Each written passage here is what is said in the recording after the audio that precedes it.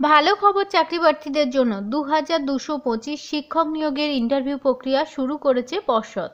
চলুন এ বিষয়ে আমরা দেরি না করে বিস্তারিত জেনে নিই।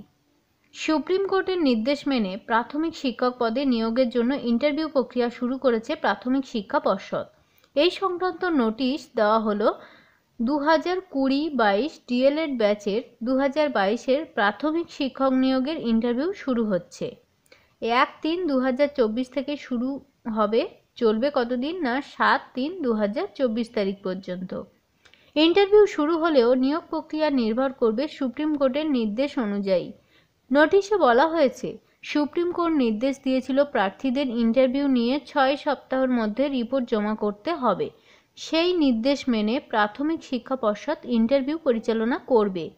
এত দ্বারা সকলকে অবহিত করা হচ্ছে যে প্রশংসাপত্র, প্রাসঙ্গিক নথিপত্র যাচাই এবং সাক্ষাৎকার ইন্টারভিউ 1-3-2024 থেকে 7-3-2024 পর্যন্ত ব্যতীত নেওয়া হবে।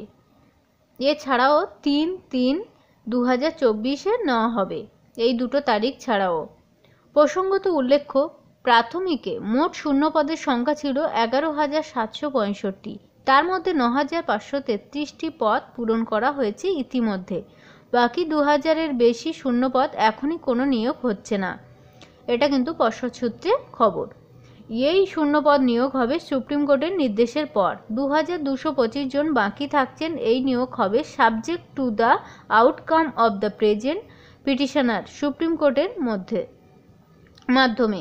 এরপরে সুপ্রিম কোর্টে যে শুনানি হবে তারা যা ভালো বুঝবে, কিন্তু 2020-22 ডিএলএড ব্যাচের তার পরিপ্রেক্ষিতে যে রায় বেরোবে তখনই 2225 জনকে নিয়োগপত্র দিতে পারবে পর্ষদ। অবশ্যই আপনারা ওয়েবসাইটটা চেক করতে পারেন। অনেক ধন্যবাদ সঙ্গে থাকার জন্য। চ্যানেলে নতুন হলে অবশ্যই চ্যানেলটিকে সাবস্ক্রাইব করে সঙ্গে থাকবেন।